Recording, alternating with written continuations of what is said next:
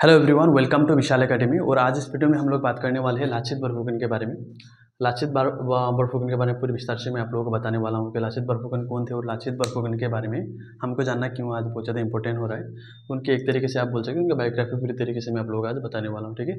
पर लाचित बरफुकन के बारे में जानने से पहले हमको थोड़ा अहोम डायनेस्टी के बारे में या अहोम के बारे में जानना बहुत ज़्यादा इंपॉर्टेंट होता है, अहोम किंगडम के बारे में।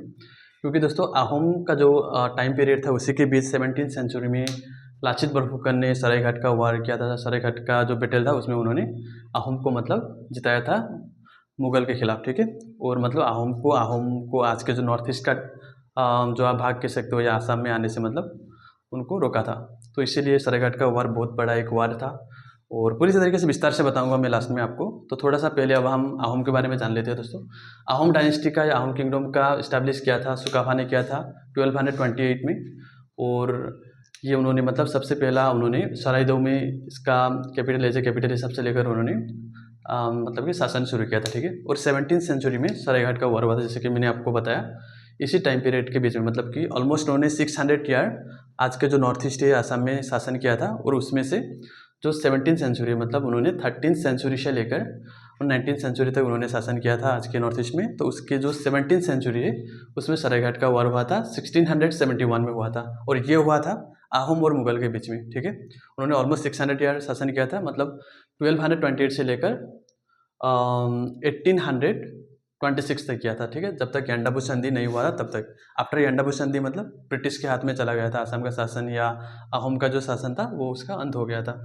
उसके बाद 1833 से लेकर 38 तक अहोम के जो लास्ट किंग थे मतलब कि पुरंदर सिंह, उनको सिंहासन में बैठाया था। पर उस पीरियड का हमने नहीं लिया क्योंकि उसमें मतलब ब्रिटिश शासन करा रही थी एक तरीके से। अहोम को पूरी तरीके से फुल्ली शासन नहीं कर रहे थे, ठीक है। तो मैंने इसको पकड़ा है 1228 से लेकर 1826 तक। तो इस टाइम पीरियड आपका ऑलमोस्ट 600 हो जाता है, आपका 598 हो जाता है। तो दोस्तों ये वार हुआ था, मतलब जो मैंने आप लोगों को बताया लाचित बरफुकन ने जो वार सरायघाट का किया था उससे पहले भी बहुत ज़्यादा, उनके जन्म होने से पहले बहुत ज़्यादा वार हुआ था अहोम और मुगल के बारे में बीच में। उनका जन्म हुआ था दोस्तों 1622 में हुआ था। 1622 में उनका जन्म हुआ था 24 नवंबर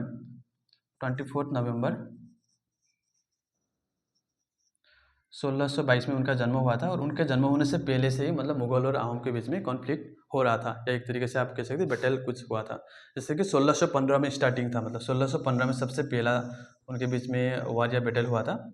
और इसका सबसे लास्ट मतलब कि 1642 में हुआ था, जिसको हम इटाखुली के बैटल ऑफ इटाखुली के नाम से भी जानते हैं, ठीक है।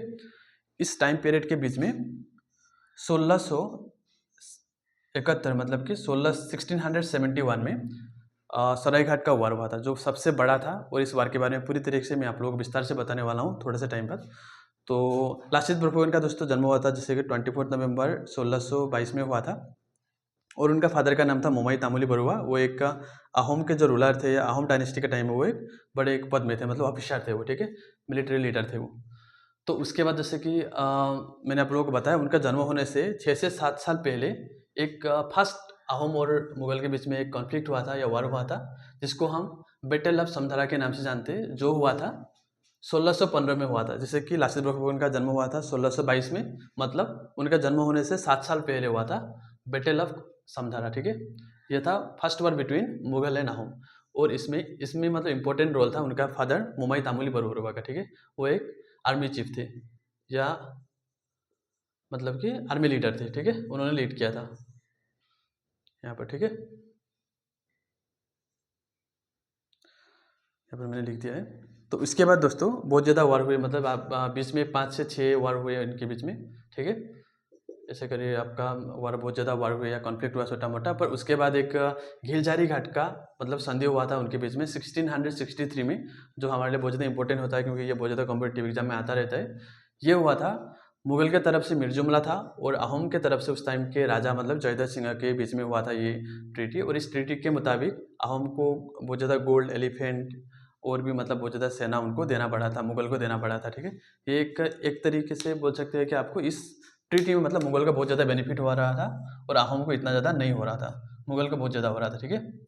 ये मान लीजिए अहोम है और ये मुगल है, ठीक है। मुगल को बहुत ज़्यादा हो रहा था, अहोम को नहीं हो रहा था इस ट्रीटी के मुताबिक। और इसके बाद इसी को देखते हुए मतलब उसके बाद आफ्टर दैट जयदत्त सिंह का कुछ इस ट्रीटी के मान लीजिए अब 2 से 3 महीने बाद जयदत्त सिंह का मतलब मृत्यु हो गया था। तो उनके बाद उनके बेटे मतलब चक्रधर सिंह का शासन शुरू हुआ था और उन्हीं के टाइम में 1671 का बैटल ऑफ सरायघाट हुआ था, जिसमें लासित बरफुकन ने लीड किया था। अहोम जितने भी सेना थे, अहोम के जितने भी आर्मी थे, उनको लासित बरफुकन ने लीड किया था। ठीक है, तो यहाँ पर मैंने आप लोगों को थोड़ा डिफरेंस दिखाया हुआ है, यहाँ पर difference between Mughal and Ahom.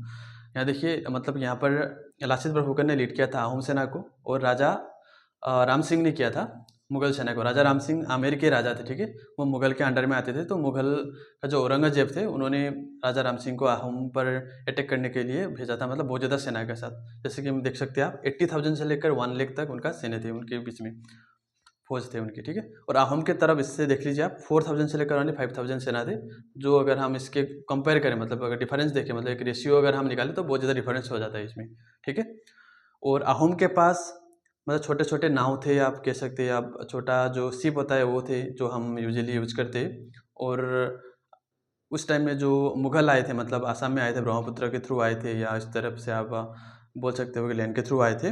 उनके पास बड़े बड़े बिग शिप थे, मतलब बिग वार शिप जो होते हैं, जिन्होंने मतलब टोपे लगाया हुआ होता है, वो थे उनके पास। ठीक है, और सबसे बड़ी बात है कि उनके पास, मुगल के पास एडवांटेज एक था कि उनके पास एडवांस वेपन्स थे, मतलब गन्स तो होते थे तब, मतलब वो लोग लेकर आए थे। गन्स लेकर ऑलमोस्ट आपका 10 से 15,000 सेना थे, गन्स के थ्रू साथ मतलब आए थे। ठीक है, और मतलब हम लोग अहोम की अगर बात करें तो यहाँ पर वो लोग ट्रेडिशनल वेपन्स यूज़ कर रहे थे। तो इसमें मतलब बहुत ज़्यादा डिफरेंस बन जाता है। पर इस वार में मुगल मतलब अहोम से हार गए थे, ये एक बड़ी बात रहता है। तो इसीलिए मतलब ये वार सबसे ज़्यादा मतलब इम्पोर्टेंट रहता है कि 5,000 से 4,000 सेना, 80 से 90,000 सेना या 1 लाख सेना से मतलब जीत गए थे। ठीक है, तो इसी वार के कारण हम लासित बरफुकन के बारे में जानते हैं, क्योंकि उनका ब्रेवरी, या आप बोल सकते हो स्ट्रेटेजिक मतलब कि एक लीडर थे, जिन्होंने अपना सेनाओं का हौसला बढ़ाया, जहाँ मनोबल बढ़ाया, तो उसके कारण मतलब वो जीत पाए थे। ठीक है, तो इसी कारण लासित बरफुकन के बारे में हम जानते हैं, या उनके बारे में जानना बहुत ज़्यादा इंपॉर्टेंट होता है। यहाँ से बहुत ज़्यादा क्वेश्चन आता रहता है कॉम्पिटिटिव एग्जाम में। तो उसके बाद मतलब 1600 सन 1672 में, 1672 में कुछ मतलब कि बुखार होने के कारण लासित बरफुकन मतलब इस दुनिया से चल बसे। ठीक है, सरायघाट के वार के 1 साल के अंदर ही मतलब वो इस दुनिया को छोड़कर चल बसे। तो उसके बीच मतलब 1-2 छोटा मोटा कॉन्फ्लिक्ट हुआ बिटवीन मुगल एंड अहोम। सो उसके बाद मतलब लास्ट में एक संधि हुआ था, मतलब उन लोगों के बीच में last war between Ahom and Mughal था। यह था बैटल ऑफ इटाखोली, और ये हुआ था, it was happen in the year 1682। ठीक है, और ये मतलब इसमें अहोम ने मुगल को मतलब पूरी तरीके से आज के जो नॉर्थ ईस्ट है इससे मतलब खदेड़ने में, या यहाँ से भगाने में वो लोग सक्सेस हो पाए थे। ठीक है, और ये सबसे लास्ट था। मतलब इसके बाद मुगल ने अहोम के तरफ अटैक करने का या नॉर्थ ईस्ट की तरफ आगे बढ़ने का उनका पूरी तरीके से रास्ता मतलब उन्होंने बंद कर दिया था, मतलब वो आ नहीं पाए थे। उसके बाद सबसे लास्ट था, और इसका नाम था बैटल ऑफ इटाखुली, जो आपका हुआ था 1682 में हुआ था। ठीक है, ये बहुत ज़्यादा इंपॉर्टेंट होता है। फर्स्ट वार हुआ था आपका 1615 में, जिसको हम समधारा, बैटल ऑफ समधारा के नाम से जानते हैं, और लास्ट वार था 1682 में, बैटल ऑफ इटाखुली। इसके बाद एक ट्रीटी हुआ, और उसके बाद मुगल मतलब यहाँ से अहोम को छोड़कर, या मतलब बोल सकते हैं आप नॉर्थ ईस्ट को छोड़कर हमेशा के लिए चले गए, और उनका आने का रास्ता पूरी तरीके से बंद हो गया था। तो दोस्तों मेरा आज का वीडियो इतना ही है। आप लोगों को वीडियो कैसा लगा नीचे कमेंट करके आप लोग बता सकते हो। और साथ ही अगर आप लोग आसाम हिस्ट्री के, जैसे कि आपका एंशिएंट आसाम हिस्ट्री हो गया, या मेडिएवल आसाम हिस्ट्री हो गया, मॉडर्न आसाम हिस्ट्री, जो भी आप लोग जानना चाहते हो, नीचे कमेंट करके मुझे बता सकते हो। और साथ ही हमारा टेलीग्राम चैनल में आप लोग ज्वाइन कर सकते हो। टेलीग्राम में विशाल एकेडमी करके आप सर्च कर कीजिएगा वहाँ पर, तो आपको विशाल एकेडमी में बहुत सारे चैनल मिलेगा, जहाँ पर आपको विशाल एकेडमी आसाम वाले जो चैनल है, अगर आप आसाम के बारे में जानना चाहते हो स्पेशली, तो वहाँ पर आप ज्वाइन कर सकते हो। तो वहाँ ज्वाइन करके आप हमारा क्लास का PDF हो, या बाकी कुछ भी अगर आप लोग जानकारी चाहिए, हमारा ग्रुप भी है, ग्रुप में आप ज्वाइन करके हमारे साथ डिस्कस कर सकते हो। एजुकेशन रिलेटेड कुछ भी टॉपिक होता है, आपका कुछ समझ नहीं आ रहा है, तो आप लोग वहाँ से हम हमारे साथ मतलब जुड़ सकते हो। ठीक है, तो आज का वीडियो इतना ही। आप लोगों को वीडियो अगर अच्छा लगा तो वीडियो को लाइक कीजिए, और इस वीडियो को शेयर कीजिए अपने दोस्तों के साथ, जो भी मतलब इस टॉपिक के बारे में थोड़ा जिसको कन्फ्यूजन है, या जो समझ नहीं पा रहे। और साथ ही सब्सक्राइब कीजिए, सब्सक्राइब करके बेल आइकन को भी प्रेस कीजिए, ताकि आपको आने वाली वीडियो की नोटिफिकेशन मिले। Thank you.